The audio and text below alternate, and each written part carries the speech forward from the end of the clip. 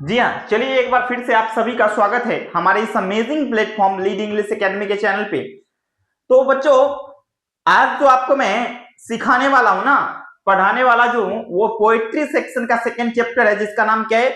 Song of my self, जिसे लिखा गया था वॉट विटमैन के द्वारा। तो इस चैप्टर का हम समरी विथ हिंदी एक्सप्लेनेशन देखेंगे कि एक्चुअली में कवि इस पोयम में, कवि इस कविता में क्या बताना चाह रहे हैं, अपने फीलिंग्स को किस तरीके से रख रहे हैं, वो सारा का सारा डिटेल्स आपको हम इस क्लास में देने वाले बच्चों। तो समय न लेते हुए क्लास को स्टार्ट करें। इससे पहले कि जो बच्चे चैनल पे नए आए हैं ना, उनको क्या करना है? सबसे पहले चैनल को सब्सक्राइब कर लेना है। वीडियोस को देखने के बाद क्या करना है? लाइक करना है।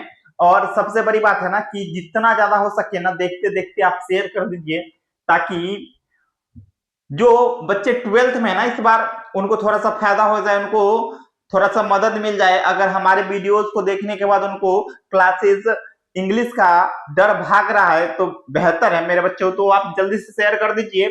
और चलिए क्लास को स्टार्ट करते। तो लिखा हुआ है आपके स्क्रीन के ऊपर सॉन्ग ऑफ माई सेल्फ।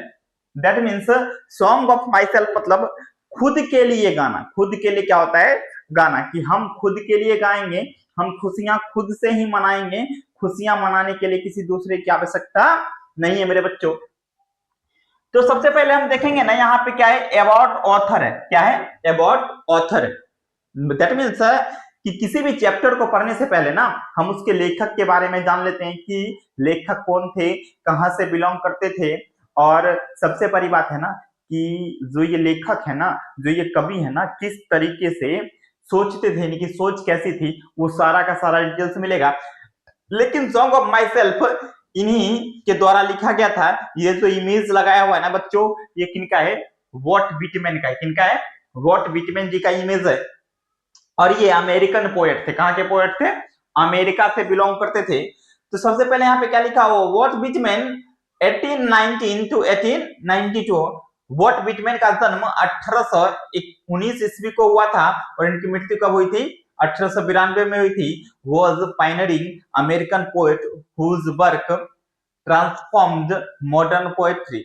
ये एक अमेरिकन पोएट थे, अग्रणी पोएट थे। दैट मीन्स पायनर, मतलब ये अपने आप में बहुत मानक छवि रखते थे। दैट मीन्स अग्रणी कवि थे वो, जिनका जन्म कहां हुआ था? अमेरिका में हुआ था। अमेरिकन पोएट थे whose work transform modern poetry. और जिनका काम करने का तरीका था ना पोएट्री के अंदर, पोएम के अंदर, इन्होंने क्या किया है?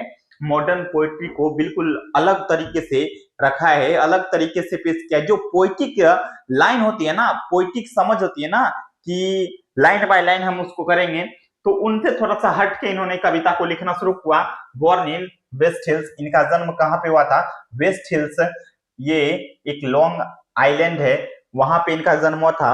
Whitman grew up in an ordinary family. Whitman पले बढ़े एक साधारण से परिवार में, but develop extra ordinary ideas about human equality. लेकिन इन्होंने अपने अंदर डेवलप किया एक असाधारण असाधारण आइडियाज, विचार अबाउट ह्यूमन इक्वलिटी। किसके लिए? किसके प्रति? मानव इक्वलिटी के प्रति। मतलब जो मानव जीवन के, मानव का समानता, जीवन जीने की जो समानता है ना, उसके खिलाफ, उसके प्रति। And the beauty of everyday life. और इन्होंने अपने पोएम के माध्यम से जो प्रत्येक दिन हम कैसे जीते हैं ना, वो जो हमारी जीवन है उसको जीने की सुंदरता क्या है ना, उनको रखे अपने पोएम के माध्यम से, अपनी रचनाओं के माध्यम से ये पूरी दुनिया को बताए हैं। He published his landmark poetry collection Leaves of Grass. एक कलेक्शन ऑफ पोएम है ये। लीव्स ऑफ ग्रास एक कलेक्शन ऑफ पोएम है जो 1855 ईस्वी में क्या हुई थी? पब्लिश हुई थी बच्चों। He publish his landmark poetry collection Leaves of Grass in 1855, constantly revising and expanding it throughout his life। और कहीं ना कहीं ये क्या करते हैं मेरे बच्चों कि जीवन भर सुधारते और बढ़ाते रहे अपनी जो ये रचनाएं थी ना इसी को लिखे और इसी रचनाओं को वो क्या करते हैं कि जीवन भर कहीं ना कहीं सुधारते रहे और इसको आगे की ओर बढ़ाते रहे। Song of Myself is the central poem of this collection. और सॉन्ग ऑफ माई सेल्फ है ना, ये अपने आप में बड़ा प्यारा सा कविता है, एक सेंट्रल पोएम है इस सॉन्ग लिव्स ऑफ ग्रास से, जिसको लिया गया है and reflects Whitman's belief in self expression, freedom, unity and the spiritual connection between all people. और कहीं ना कहीं इस कविता के माध्यम से जो वॉल्ट विटमैन है ना, ये बताना चाहते हैं, ये समझाना चाहते हैं कि आत्मविश्वास, अभिव्यक्ति, एकता एंड द स्पिरिचुअल कनेक्शन, और जो धार्मिक भावनाएं है ना, मानव की जो आस्थाएं है ना, वो क्या बिटवीन ऑल पीपल, सभी मानवों के बीच में जो स्पिरिचुअल कनेक्शन है ना, वो क्या होना चाहिए, वो अपने कविता के माध्यम से जो सोच है ना मानव के प्रति वो झलकाए हैं, वो दर्शाए हैं कवि। नेक्स्ट देख लेते हैं क्या है, ये इसका हिंदी है, ये इसका हिंदी है। हर एक जितना भी आपको बोले थे ना कि हिंदी जो पढ़ा है वही देखिए। वॉल्ट विटमैन का जन्म 1819 ईस्वी को हुई थी, इनकी मृत्यु 1895 की ईस्वी के। एक अग्रणी अमेरिकन कवि थे जिनकी रचनाओं ने आधुनिक कविता की दिशा बदल दी। उनका जन्म वेस्ट हिल्स, लॉन्ग आइलैंड में हुआ था। साधारण परिवार में पले बड़े विटमैन ने मानव समानता और दैनिक जीवन की सुंदरता को नए दृष्टिकोण से देखा, है ना। सेकंड जो पढ़ा है आपको, उन्होंने 1855 में लिव्स ऑफ ग्रास नामक एक महत्वपूर्ण काव्य संग्रह प्रकाशित किया, जिसे वे जीवन भर सुधारते और बढ़ाते रहे। इसका प्रमुख कविता भाग सॉन्ग ऑफ माई सेल्फ है, जिसमें विटमैन की स्वतंत्रता, आत्म अभिव्यक्ति, एकता और मानव आत्मा में गहरी आस्था झलकती है कि विटमैन अपने आप में इंसान के प्रति या फिर खुद के प्रति एक सिंगल ह्यूमन बीइंग क्या सोच रखना चाहिए ना, उनकी सोच कैसी होनी चाहिए ना, वो यहाँ पे बता रहे हैं। चलिए नेक्स्ट जो कह रहे हैं ना Whitman ji, Whitman rejected traditional poetic forms. Whitman ने क्या किया, जो ट्रेडिशनल पोएटिक फॉर्म्स है ना उनको क्या किया, उन्होंने रिजेक्ट किया। Whitman rejected traditional poetic form, instead created free verse. इन्होंने free verse a style that influenced countless poets after him. और ये जो लाइन है ना अपने आप में बड़ा खूबसूरत सा लाइन है, Whitman rejected traditional poetic forms. Whitman ने क्या किया, जो आधुनिक पोएटिक फॉर्म्स है ना उनको क्या कर दिया, बिल्कुल दरकिनार कर दिया, रिजेक्ट कर दिया, एंड इंस्टेड इनके जगह पे क्रिएटेड फ्री वर्स।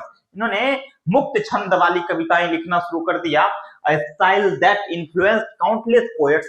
और ये एक ऐसा स्टाइल अपने आप में माना गया जिन्होंने अनगिनत कवियों को आफ्टर ही में ये इन्फ्लुएंस किया।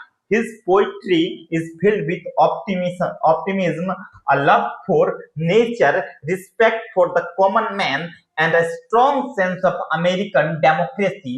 और इनका जो काव्य लिखने का, कविता लिखने की जो कार्य शैली थी ना, जो क्षमता थी ना, इन्होंने क्या किया, लव फॉर नेचर, प्रकृति के प्रति इन्होंने गहरी संवेदना व्यक्त करी।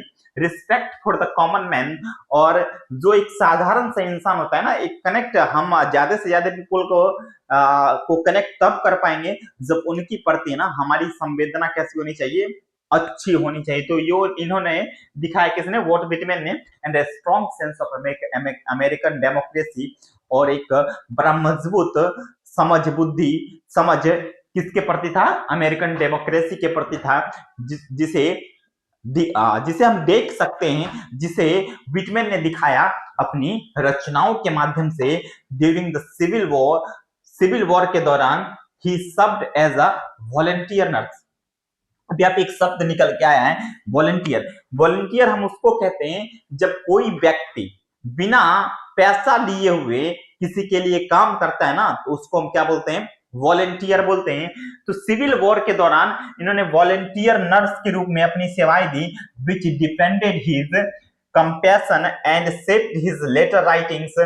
जो बाद में which depended his compassion and shaped his later writings. Today Whitman is remembered as a revolutionary voice in literature and a major figure in world poetry. और आज हम विटमैन को किस नाम से याद करते हैं, किस तरीके से याद करते हैं, रिवोल्यूशनरी वॉइस, एक विद्रोही, है ना, कि एक ऐसी आवाज उस समय पे पूरे अमेरिका के अंदर या फिर कह सकते हैं पूरे विश्व के अंदर निकल के आई थी कि अंग्रेजी साहित्य और लिटरेचर, अंग्रेजी साहित्य में जो मेजर फिगर में एक महत्वपूर्ण भूमिका दिखाता है इन वर्ल्ड पोएट्री, जो वर्ल्ड पोएट्री में भी क्या करता है, एक महत्वपूर्ण योगदान दिखाता है किनका, वॉल्ट व्हिटमैन जी का। चलिए अब वही चीज लिखा हुआ है जो बताया, व्हिटमैन ने पारंपरिक कविता रूपों को अस्वीकार कर मुक्त छंद की नई शैली की कविता विकसित की, जिसे आगे आने वाले कई कवियों को प्रेरित किया। उनकी कविताओं में आशावाद, प्रकृति, प्रेम, साधारण मनुष्य का सम्मान और लोकतांत्रिक विचार स्पष्ट दिखते हैं। गृह युद्ध के दौरान उन्होंने स्वयंसेवी नर्स के रूप में सेवा की, जिससे उनके लेखन में संवेदनशीलता और मानवता और गहरी हुई। आज भी विश्व साहित्य में एक क्रांतिकारी और प्रभावशाली कवि माने जाते हैं। अब देखिए ना कि जैसे हम जितने ज्यादा लोगों के लिए हम काम करते हैं ना, अब जब आप लोग के बीच जाएंगे ना, लोग की मन की भावनाओं को सुनेंगे, जितने ज्यादा लोग से कनेक्ट होंगे ना, उतनी हमारी सोच कहीं ना कहीं बदलती है कि जैसे जैसे इंसान से हम मिलते हैं ना, कि हमारी सोच उतनी ज्यादा बेहतर हो जाती है। कोई आया हमें अपनी दुख बताया, कोई आया दिखाया कि हम कितने खुश हैं। दैट मीन्स तरह तरह के लोग के साथ जब हमारा उठना बैठना मिलना जुलना लगातार बना हुआ रहता है ना, तो हम कह सकते हैं कि हम अपने जीवन को एक अलग तरीके से देखना शुरू कर देते हैं। और जब एक कवि अपने जीवन को अलग तरीके से देखना शुरू कर देता है ना, एक सामाजिक दृष्टिकोण से किसी चीज को देखना शुरू करता है, तब जाके उनकी कार्यशैली, उनकी लिखने की जो क्षमता होती है ना, और डेवलप्ड हो जाती है, और उस तरीके से लिखना शुरू कर देते हैं ना, जो अपने आप में इतिहास बन जाता है, जो अपने आप में रिवॉल्यूशनरी स्टेटमेंट कहलाता है आगे जाने के बाद। और उन्होंने ऐसा ही किया। चलिए अब यहाँ पे हम किसके तरफ बढ़ गए कि आप पोएट के बारे में जान लिए कि पोएट का जन्म 1819 में हुआ था, और ये अमेरिका से बिलोंग करते थे। कहां से बिलोंग करते थे? अमेरिकन पोएट थे। और ये ट्रेडिशनल राइटिंग के कवि नहीं थे, ये अपने आप में अलग तरीके से कविता लिखना शुरू किए मेरे बच्चों। अलग तरीके से कैसे शुरू किए कि इन्होंने फ्री वर्ड, मुक्त छंद वाली कविताएं लिखना शुरू किया। और जब फ्री वर्ड कविता लिखना शुरू किया ना, तो ये जो स्टाइल इनका था ना लिखने का, इस स्टाइल ने अनेकों कवियों को प्रेरित किया कि वो इस तरीके से लिखना शुरू करें। और ये इनकी खास व्यक्तित्व रही। और इनका जो सबसे बड़ा एक वर्क था ना, लिप्स ऑफ ग्रास, जो कब पब्लिश हुई थी? 1855 में। और इसी लिप्स ऑफ ग्रास का ना एक छोटा सा पोएम है, लेकिन अपने आप में बहुत मायने रखता है उस लिप्स ऑफ ग्रास के लिए, जिसका नाम क्या है बच्चों? Song of Myself. जिसका नाम क्या है? Song of Myself. चलिए समरी का मतलब क्या होता है? सारांश। अब Song of Myself is a long poem. Song of Myself क्या है? एक बड़ा लंबा सा कविता है, where Walt Whitman celebrates life, freedom, nature and humanity. जहां पे वॉल्ट व्हिटमैन क्या करते हैं कि सेलिब्रेट करते हैं, अपनी खुशियां जाहिर करते हैं, फ्रीडम, अपने फ्रीडम के बारे में दिखाते हैं, नेचर, प्रकृति के बारे में दिखाते हैं, एंड ह्यूमैनिटी, सबसे बड़ी चीज है किसके लिए? मानवता के प्रति गहरी संवेदना दिखाते हैं। The poet begins by saying that he celebrate himself. Poet कविता यहां से शुरू करते हैं, कहां से? कि वो कहना शुरू करते हैं कि दैट ही सेलिब्रेट्स हिमसेल्फ, वो खुद से ही खुशियां मनाते हैं, वो खुद के लिए खुशियां मनाते हैं। But soon he shows that the self is not only one person. लेकिन शीघ्र ही वो क्या दिखाते हैं कि जो सेल्फ है ना, सेल्फ स्वयं, वो अकेला का पर्सन नहीं है। इस दुनिया में हर एक व्यक्ति को खुशियां क्या करना चाहिए? खुद से मनाना चाहिए। It is every human being. और ये सभी ह्यूमन बीइंग को कनेक्ट करता है। ये क्या करता है? सभी ह्यूमन बीइंग को कनेक्ट करता है, सभी को एक साथ लेके चलता है। Whitman believes that all people share the same universal soul. Whitman का मानना है कि इस दुनिया के अंदर जितने भी व्यक्ति है ना, जितने भी लोग हैं ना, सभी के पास पूरे ब्रह्मांड में सभी के पास एक ही सॉल है। सॉल मतलब रो, है ना, रो, है ना। चलिए, अकॉर्डिंग टू हिम, उनके अनुसार, विटमैन के अनुसार, the differences between people rich और पुअर, स्ट्रॉन्ग और वीक, यंग और old do not make anyone superior और इंफीरियर। अब जो कभी आगे कह रहे हैं ना, बड़ा अच्छा सा लाइन है, बड़ा एकदम अपने आप में बोल्ड स्टेटमेंट है। कभी आगे कह रहे हैं, क्या कह रहे हैं कि according to him the differences between people, जो लोग के बीच का डिफरेंस है ना, वो डिफरेंस क्या है, रिच और पुअर का, गरीबी और अमीरी का डिफरेंस है मेरे बच्चों। स्ट्रॉन्ग और वीक का, मजबूती और कमजोरी का है। यंग और ओल्ड का, जवानी और बुढ़ापे का है। Do not make any superior और इंफीरियर। और ये जो डिफरेंस है ना तो किसी को अपने आप में सुपीरियर बनाता है, ना तो अपने आप में इंफीरियर बनाता है, ना तो सर्वोच्च बनाता है, ना तो निम्न बनाता है। क्लियर है ना। एवरीवन इज इक्वली इंपोर्टेंट, और सभी अपने अपने जगह पे बराबर, अपने अपने जगह पे सामूहिक रूप से, बराबर रूप से क्या है, इक्वली इंपोर्टेंट है, महत्वपूर्ण है। क्लियर है ना। चलिए, नेक्स्ट है, Whitman sees great beauty in ordinary things. Whitman जो कवि होते हैं ना, कहते हैं ना, जहां ना पहुंचे कवि वहां पहुंच गए, सॉरी, जहां ना पहुंचे रवि वहां पहुंच गए कवि। अब यहाँ पे विटमैन जी कह रहे हैं sees great beauty in ordinary things. ये जो कवि होते हैं ना, ये किसी भी चीज में सुंदरता खोज ही लेते हैं। क्लियर है ना। ये कह रहे हैं कि great beauty in ordinary things, एक साधारण सी चीज में एक अद्भुत, एक महान सुंदरता वो ढूंढ लेते हैं।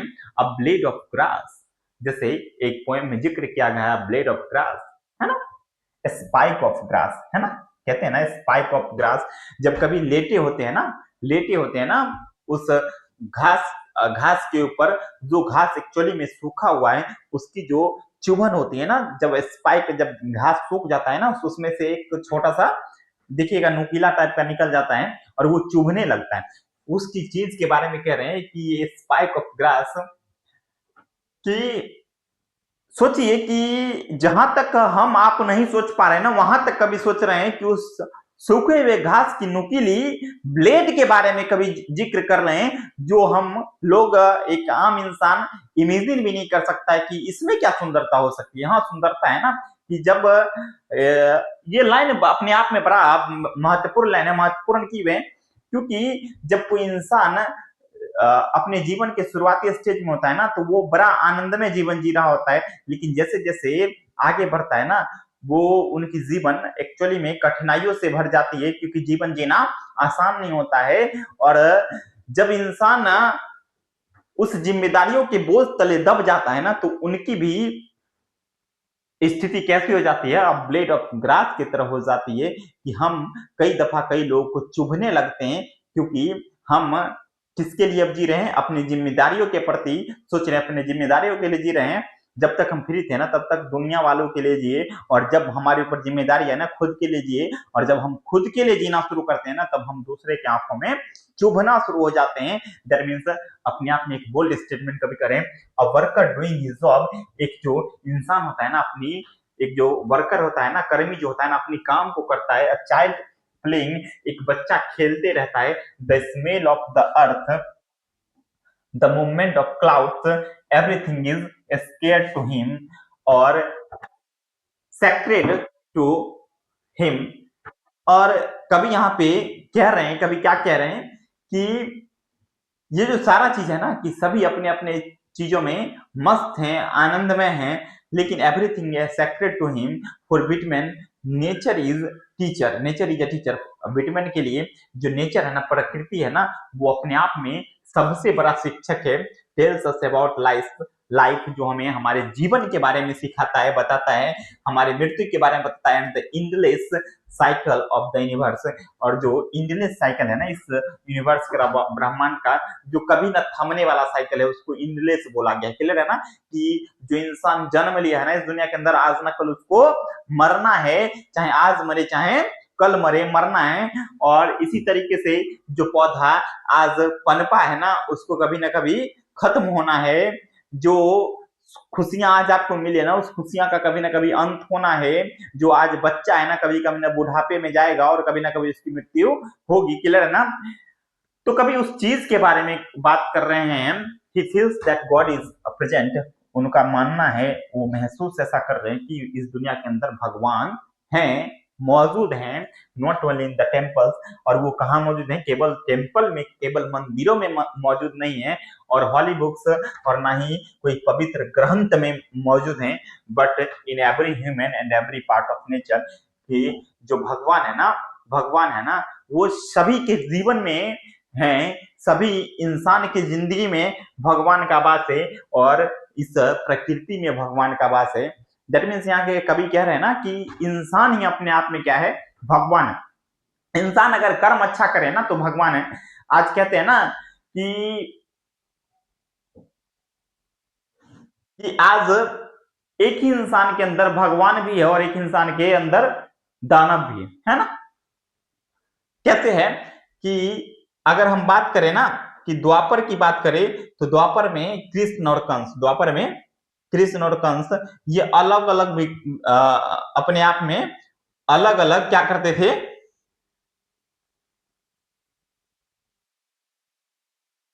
अलग अलग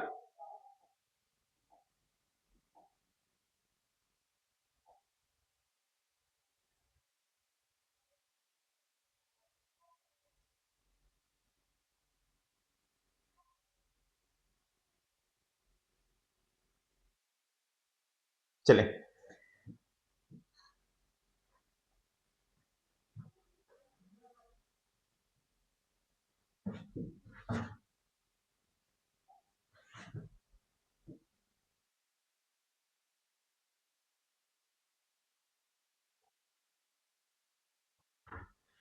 कि द्वापर की बात हम कर रहे थे।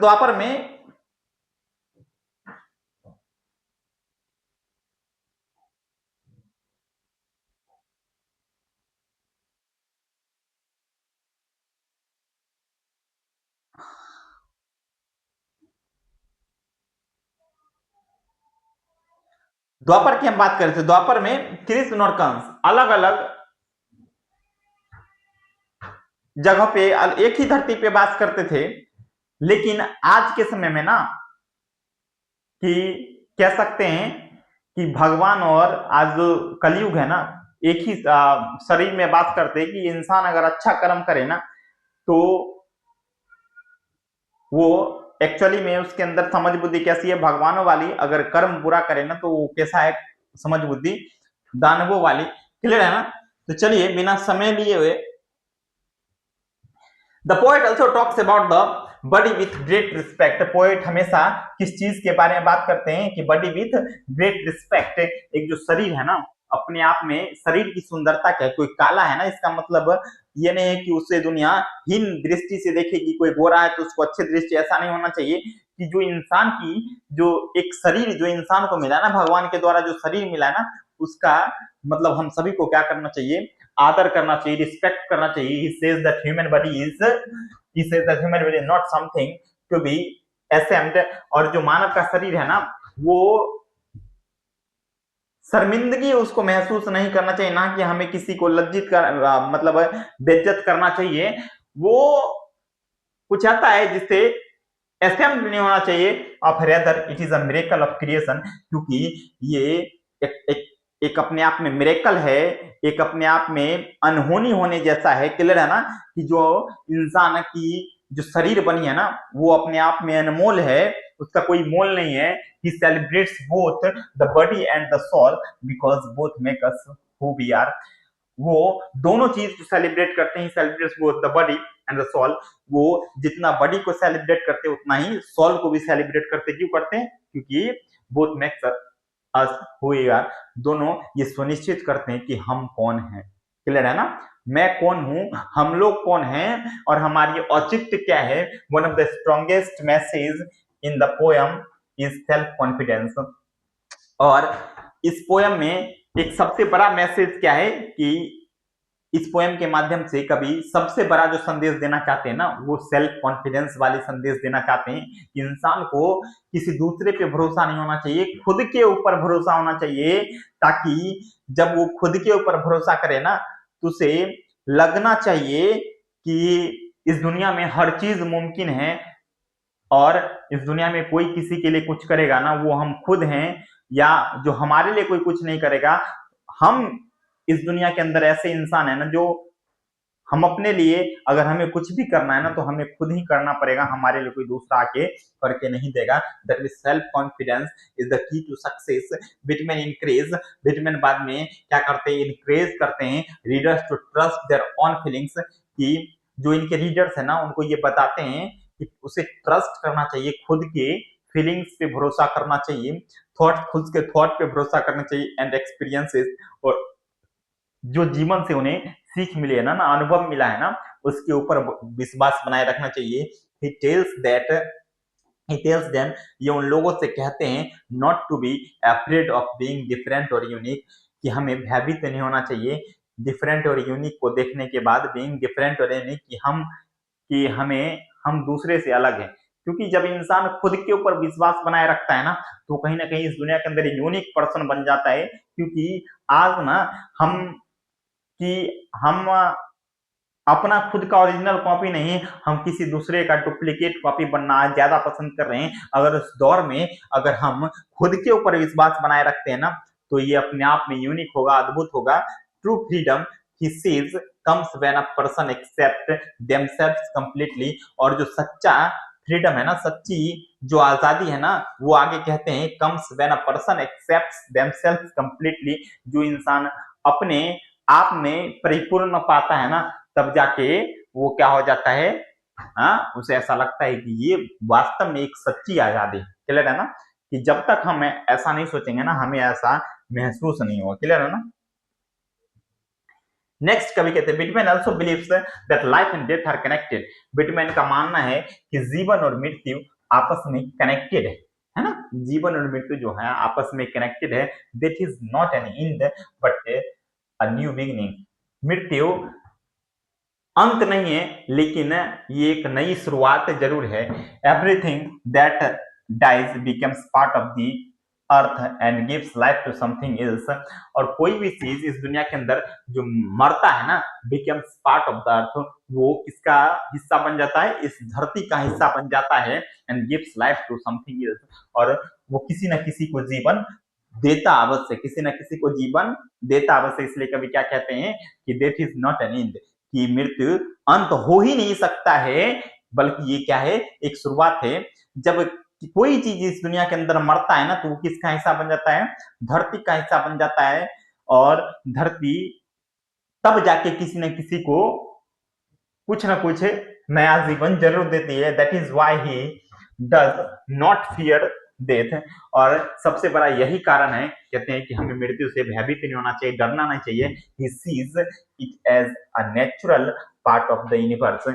ये मृत्यु को किस तरह से देखते हैं कि ये इस पूरे ब्रह्मांड का एक नेचुरल पार्ट है, प्राकृतिक एक भाग है, कि जिसका जन्म हुआ है उसको मरना उसका तय है, इसलिए हमें डरना नहीं चाहिए। तो बात the end of the poem, इस कविता के अंत में कवि कहते हैं, Whitman says that even if he is not physically present, even अगर वो फिजिकली प्रेजेंट नहीं भी हैं, रीडर्स विल, जो इनके रीडर्स है ना, वो will still find him in nature, कि वो उन्हें किस तरीके से दोबारा पा सकते हैं, किस प्रकृति के माध्यम से पा सकते हैं।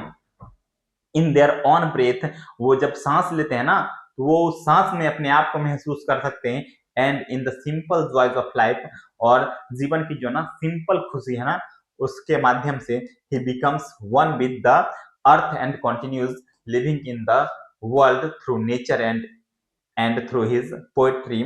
और कभी यहाँ पे कह रहे ही बिकम्स वन, और वो एक होना चाहते हैं किसके माध्यम से, विद द अर्थ, धरती के माध्यम से। And continues living in the world, और इस दुनिया में लगातार बने रहना चाहते हैं through nature and through his poetry, और किसके माध्यम से, इस प्रकृति के माध्यम से और अपने कविता के माध्यम से इस दुनिया के अंदर हमेशा जीवित रहना चाहते हैं। कौन रहना चाहते हैं, विटमैन। ऐसा कहते हैं ना कि अपने आप में बड़ा महत्वपूर्ण लाइन कह रहे हैं। और यहाँ पे जो अभी पढ़ा है ना उसका पूरा का पूरा हिंदी है Song of my self. What Whitman जीवन, स्वतंत्रता, प्रकृति और मानवता का उत्सव मनाते हैं। वह शुरुआत में कहते हैं कि वह खुद का जश्न मना रहे हैं, लेकिन धीरे धीरे यह स्पष्ट होता है कि उनका जो स्वयंपन है ना केवल एक व्यक्ति नहीं है बल्कि पूरी मानवता है। बिटमैन के अनुसार हर व्यक्ति के भीतर एक समान आत्मा है। क्लियर है ना? इसलिए दुनिया के सभी लोग एक दूसरे से जुड़े हुए हैं। कभी साधारण चीजों में भी सुंदरता देख लेते हैं। घास का एक तिनका, धूप की हल्की किरण, मजदूर का काम, बच्चे की हंसी, धरती की खुशबू, सब कुछ उन्हें पवित्र लगता है। उनके लिए प्रकृति एक महान शिक्षक है। क्लियर है ना?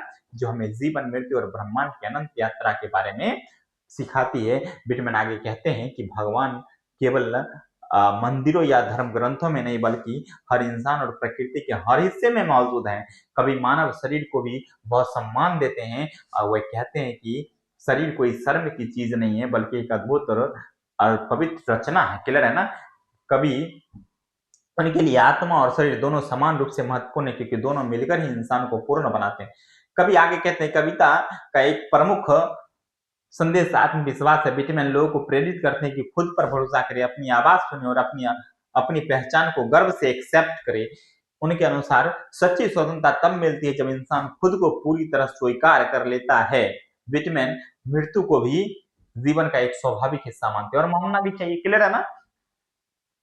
उनके लिए मृत्यु अंत नहीं है, वह सिर्फ एक बदलाव है। जो मरता है वह धरती का हिस्सा बनकर नए जीवन को जन्म देता है, इसलिए वह मृत्यु से डरते नहीं। अंत में बिटमैन कहते हैं कि भले वह दिखाई नहीं देंगे लेकिन पाठक उन्हें प्रकृति, हवा और अपने भीतर महसूस कर सकते हैं। और किस तरह से महसूस करते हैं? जब इनकी कविता को पढ़ेंगे ना तब जाके इनके बारे में हमें एहसास होगा। इस तरह वो ब्रह्मांड का हिस्सा बन जाते हैं और हमेशा जीवित रहते हैं। क्लियर है ना? इस तरीके से कभी आपसे कुछ ना कुछ कहना चाहते हैं और कुछ ना कुछ आपने सीखा होगा इस कविता के माध्यम से कि हमें क्या करना चाहिए बच्चों। हमें खुद के ऊपर भरोसा रखना चाहिए, हमें प्रकृति के ऊपर भरोसा रखना चाहिए और जो प्रकृति का लाइफ साइकिल है ना किस इंसान के प्रति उसके ऊपर भरोसा रखना चाहिए। और जब भी हमें निराश होना तो हमें अपने आसपास देखना चाहिए और हर चीज में खुशी ढूंढनी चाहिए। और जब हम गहराई से किसी चीज के पीछे पड़ेंगे ना, किसी चीज को सोचना शुरू करेंगे ना तो हमें एक अदम में खुशी मिलती है। और कहते हैं ना कि अद्भुत अपने आप में लगना शुरू हो जाता है कि हम सूर्य की धूप में भी खुशियां देख लेते हैं। हम एक सूखे हुए घास के अंदर भी एक खुशियां ढूंढ लेते हैं। हम कहते हैं ना कि धरती की खुशबू है ना, मिट्टी की खुशबू है ना, उसमें भी हम खुशियां ढूंढ लेते हैं। क्लियर है ना? लेकिन हमें क्या होना चाहिए इसके लिए? हमें खुद के ऊपर डिपेंडेंट होना चाहिए। हमें हमें हमारे हमारे अंदर क्या होना चाहिए? सेल्फ कॉन्फिडेंस होना चाहिए। और ये तब होगा जब हम अपने बारे में सोचना शुरू कर देंगे। तो मेरे बच्चों ये एक बहुत सुंदर पोएम था, कविता था, जिसे किसके द्वारा लिखा गया था? वॉट बिटमैन जी के द्वारा लिखा गया था। क्लियर है ना? और अंत में आप सभी से कह रहे हैं, अभी बात किया ना कभी कि हम किसी न किसी रूप में अपने पाठकों के लिए जीवित हैं और वो हमें महसूस कर सकते हैं। और जब आप इतना इनको महसूस कर लिए ना तो ये क्या कह रहे हैं आपको? थैंक्स फॉर वॉचिंग, कि हमें देखने के लिए, हमारे द्वारा जो कविता है ना, जो रचना है ना, उनको सुनने के लिए, उनको समझने के लिए आपको दिल से धन्यवाद। अब आपको क्या करना है कि अब वीडियो को लाइक कर देना है। क्लियर है ना? आपको बोले थे ना देखने के बाद लाइक करना है और कमेंट कर देना है कि सर बहुत अच्छा क्लास था। क्लियर है ना? और शेयर कीजिए अभी भी जिन बच्चों को आप नहीं शेयर कर पाए। और सबसे बड़ी बात है ना कि चैनल को सब्सक्राइब करते हुए जाइएगा ताकि अगली क्लास सबसे पहले आपको मिल सके। तो thank you so much for watching. Clear है ना?